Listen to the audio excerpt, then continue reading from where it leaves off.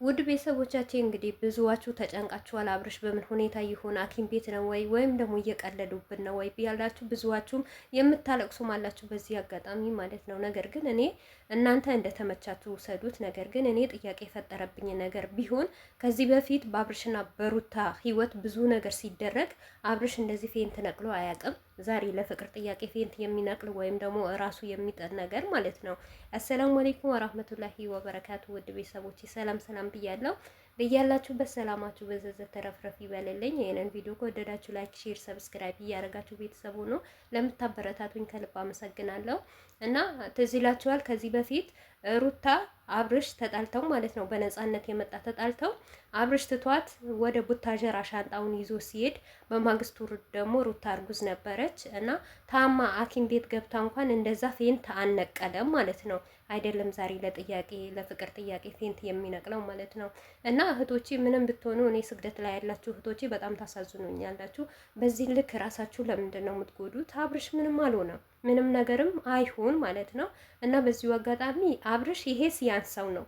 እውነቴ ነው የምላችሁ የገዛ ጓደኛው ማለት ነው እነዚህ እባብ የሆኑ ሰዎች ከሄርሚላ ጨምሮ በተለይ ደግሞ ብሩኬና አቤላ ማለት ነው የራሱ ልብስ አልብሶ አብሮ አሳድጓቸው ጠጥተው ምን ብለው እኔ እንጃ። ለአብርሽ ይሄንን አይገባውም ነበር እነሱ ማለት ነው።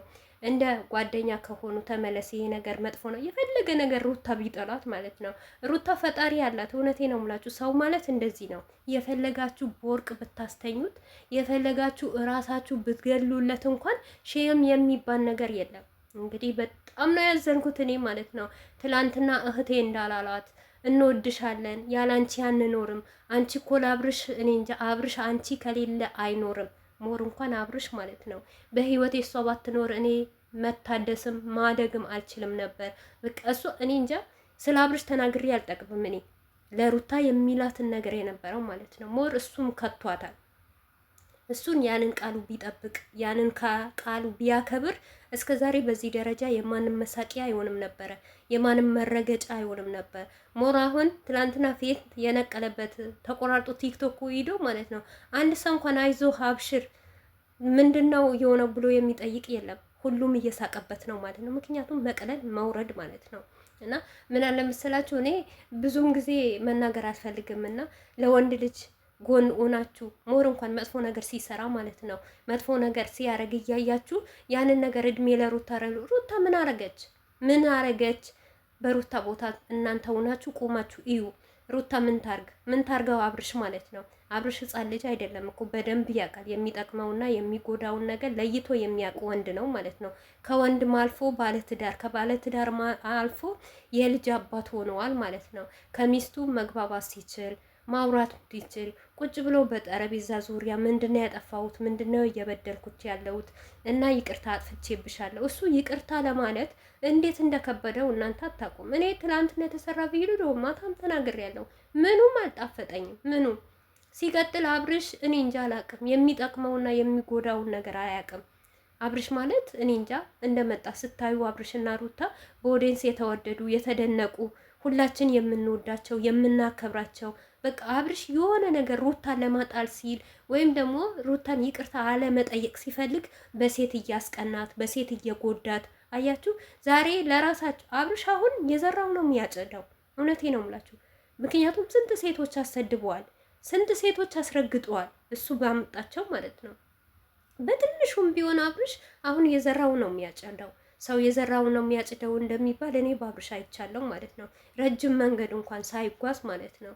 ሞር በሌላ በማያውቀው ነገር አይደለም፣ በራሱ ጓደኞች አብልቶ አጠጥቶ አላያችሁም እንዴ? የዓመት በዓል ጊዜ የራሱን ልብስ ለብሰው አብረው ቤቱ አድረው ሸገር ሲሄድ ሸገር ይሄዳሉ፣ ቡታጀራ ሲሆኑ ቡታጀራ።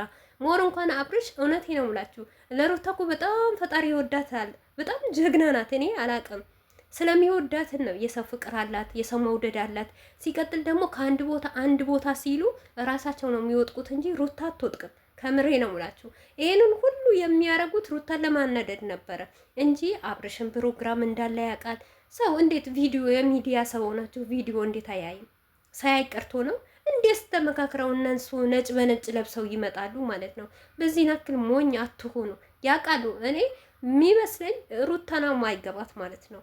በቃ ታውቃላችሁ፣ እንደ በፊት ሩታ ባመጣቸው ሴቶች እየተዋጋች እየተሳደበች በቃ ያቺንም በጥፊ እያለች እቺንም በጥፊ እያለች እና ከህይወቱ እንድታስወጣለት ነበረ የሚፈልገው ማለት ነው። አብርሽ ማለት እኔ እንጃ። አሁንም መጨረሻው አላህ ይሁነው፣ አላህ ያሳምርለት። የአብርሽ መጨረሻ እኔ ለማየት ናፍቆኛል ማለት ነው።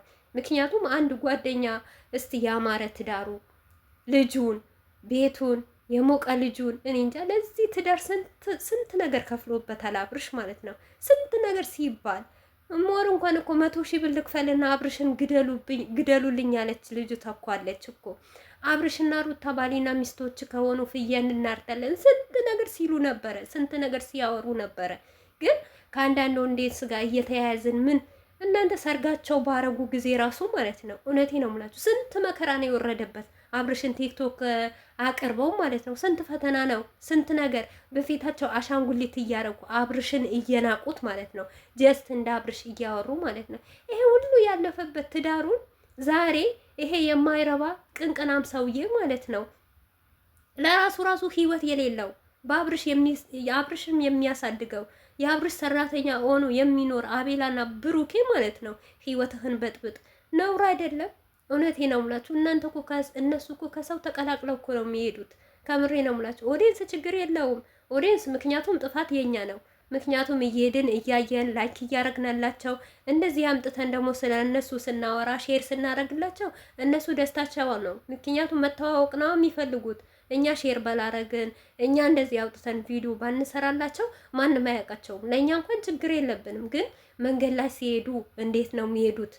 ታክሲ ላይ ሲገቡ ከሰው ሲቀመጡ ከሰው ሰላምታ እኔ እንጃ። የኢትዮጵያ ሰው ሁሉ ያውቃቸዋል ውሸታቸው ወይስ የኢትዮጵያ ሰው ይሄንን ወዶት ነው የሚፈቅደው? ፈቅዶ ነው የተቀበለው? እኔ ግራ ነው የሚገባኝ እነዚህ ልጆች ነገር ማለት ነው። እና ሆነም ቀረም እኔ ስለ አብርሽም ምንም አይደለም። ለአብርሽ መጨረሻው ያሳምርለት እንዳሁን ሳይሆን ማለት ነው። የሆነ ቀን ልቦናው ወደ እሱ ጋር ሊመለስ ይችላል ብዬ ተስፋ አደርጋለሁ። ቀልብም ሊገዛ ይችላል። እንግዲህ እንደዚህ እየሆነ እንደዚህ እየሰራ እንዴ ውብ የሆነችውን ሚስቱን ትቶ ልጁን ትቶ እኔ ያላቅም። እኔ ሩታን ደክሞላታል፣ ጉድጓድ ከፍቶላታል፣ ብዙ ነገር ለፍተዋል ሲል አቤላ ማለት ነው። በጣም ነው የገረመኝ። ምንድነው የለፋው? ሞር እንኳን በትክክል እኮ ይቅርታ አልጠየቀም አብርሽ።